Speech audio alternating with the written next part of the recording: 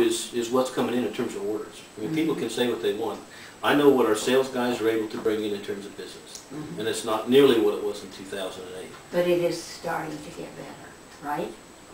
Well, it kind of depends. Yeah, If I look at the East Coast, where our business is at, and I look at Milwaukee and Chicago, where our business is at, it's getting a little bit better. If I look at Indiana, Ohio, Kentucky, and Michigan, and West Virginia, and Western Pennsylvania, it's not getting any better. Matter of fact, in some cases, in some market segments, it's getting worse. I hate to hear that. Well, it's just the truth of it. Yeah. It's just the truth of it. So the East Coast, the East Coast is heavy pharmaceutical, heavy wastewater, and those kind of things. And what we have over in what I will call the Midwest, in this area here, is heavy commercial, HVAC, school districts, universities, and that kind of thing. Whereas in Ohio and Indiana, it's still very much power plant and heavy type industry. Automobiles? Well, it's all heavy industry, not just automobiles. It's all the industries that would feed that, but also, like I said, the ones making decks for lawnmowers and engines for jet planes. I mean, one of our customers is Rolls-Royce. They make jet engines. Okay, they're not running a whole lot of jet engine off that line these days. So I mean, that's what I mean by heavy industry. But a lot of it is certainly automotive, but it's really more heavy because, you know, out in Batavia, Ohio, which is about 20 miles east of Cincinnati, right down on the river, they have what's called Batavia Transmission Plant. It's a Ford transmission plant. And they make transmissions for all kinds of different vehicles, not just Fords. They'll make them for Volvo and whoever else buys transmissions from them. That plant, I think it closes in about 6 months. Closes, shuts down. It's only been open 10 years. It's a relatively new facility. And a lot of the problem is because of the housing energy industry. I was reading a letter to the editor today, and the dichotomy of it was unbelievable.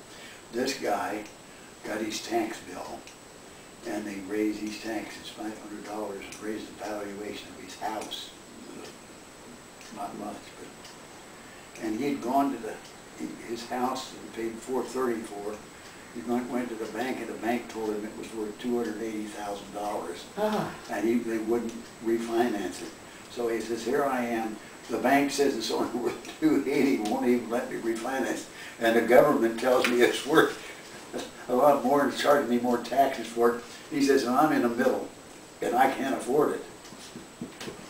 That's just, I mean, that's just it. That's just it. That's it. And think about the impact that has on everything, because they're not buying clothes, they're buying food, they're shutting off lights, turning the thermostat down, they're saving every buck they can possibly save. And I get it. I understand it. I mean, I'd love it to be better. I mean, I want to sell factories more stuff, but they're not buying more stuff. Errol was talking to me the other day, we were having this discussion when he was home for lunch, about how people don't seem to have integrity anymore. You know, they just, you know, he was talking like in your generation, you could do business on a handshake, and you know, if somebody said they were going to come paint your house, they came and painted your house, and you know, and how there's so much less of that now. But he was telling me the reason why is that people, Americans especially, probably Europeans too, but people especially in America, have this underlying rage because they feel like they've been cheated. Oh, yeah. They feel constantly like everywhere they go they've been cheated. They get their cable bill, they feel like they've been cheated. They get the doctor bill, they feel like they've been cheated. I don't know that I buy into that, but I think it's true. I think Americans feel mad about it. I don't think it's true, but everybody has a right to their opinion. What I think is missing, there's certainly no loyalty. I mean, you know, for example, we used to have customers that would buy from us on a regular basis because we gave them great service, gave them the technical stuff that they needed. I mean, there was real value there. Man, they have mandates from their management teams and their bottom line that they buy for the cheapest price. They don't care. They don't care who it is. So there's no loyalty. So a contractor that, you know, has a contract to paint somebody's house for $1,000 and stumbles into a contract where he can pay somebody else's house for $1,300 because he got a few more bucks. I'm telling you right now whose houses get painted first. Right. Yeah. And there's probably some integrity. I believe there is some integrity issues. I don't think there's any question of that. I see it too, but I think for the most part, everybody You know that old saying from what was that movie, Jerry Maguire, follow the money or something like Yeah. that? Yeah. And that's what they're doing. We have some purchasing agents that are almost crying over the phone that they can't give us an order because we do so much to help them in you know, the collateral benefit that we bring, the value technically with applications and all that, but they can't give it to us unless we come down in price. In some cases we do, in other cases we don't. I mean, it's brutal. Business-wise, it's brutal. And the places that are doing well, like the movies are doing well. But Movies? they're not doing, yeah, but they're not doing well on the number of people that's coming in. They're doing well because they've raised the prices by about Yeah. 50% or more, and with less people, they're still taking in the same or more money than they did before. Yeah. But there's not anywhere near as many people going to the movies as there was. I was gonna say, I've noticed that. I've noticed it when you go to a movie theater there, 3/4 way. But what do you expect when it's We went to the $9? show the other night, it cost me $20. Yeah, it's, even a senior's ticket is now. If you want to see an IMAX 3D, it's like $20 a Yeah. seat. Yeah. Yeah. And I wouldn't pay much money for that. Well, I'm just saying that's what it is, and then you go to the Yes, concession people stand, actually- candy bar at the door, man. They Oh, yeah. they absolutely ought to wear a mask and hold a gun on you Yeah. for what they charge you at the concession stand. They ought to be It's embarrassed. thievery. They absolutely ought to be And embarrassed. just go and look at a ticket for anything, a ball game. Why do they a have these show, $20 you know? fares if nobody pays that much? Well, people do pay. People do pay because they want to see Where it. where they get the money? I guess, Here's the thing. They'll go to one show a month, whereas before they might go to 4. So they still have a little bit. There must be some disposable income because we don't go to Yeah. places. I mean, places are still open.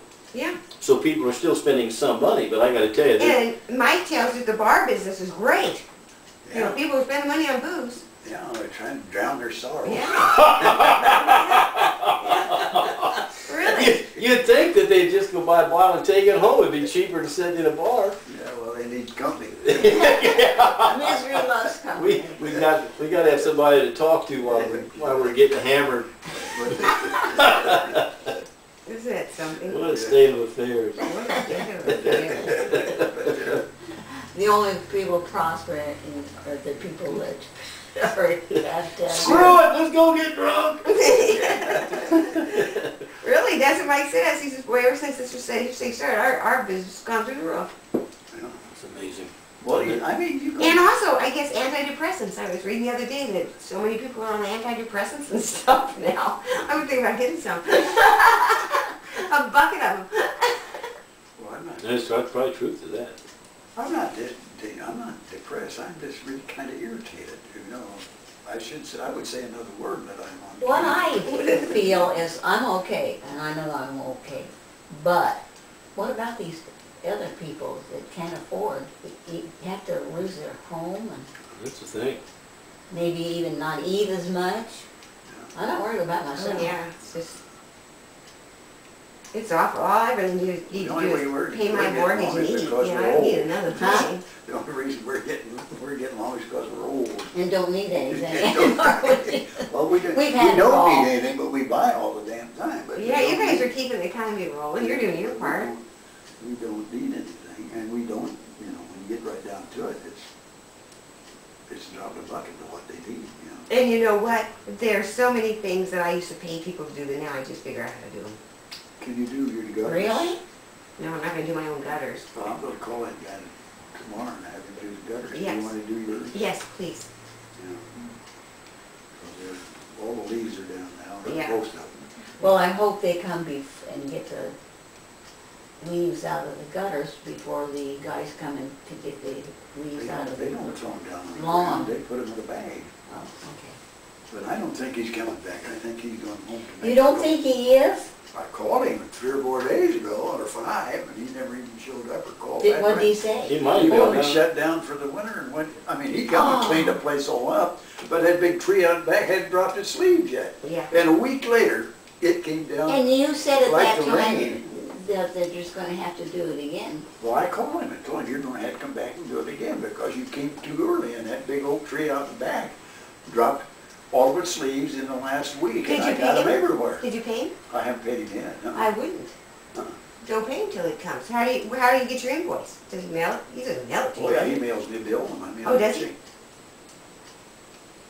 Call him again, he'll either show up or he won't, I mean. You know, he went all summer, didn't give me a bill, he gave me, all of a sudden I got a bill for $700. Yeah, that's how he I does. called him up, says, I don't want any more Blockbuster bills like this. If you can't bill me monthly, I'll get somebody who can. That's how they always do with Baja too. They just all of a sudden come in at the end of the summer Well, and they it's the whole handle thing. it. How do you know that he's figuring right? Well, he got the date down there, Yeah. it's $25, he's got all the dates down there, he figured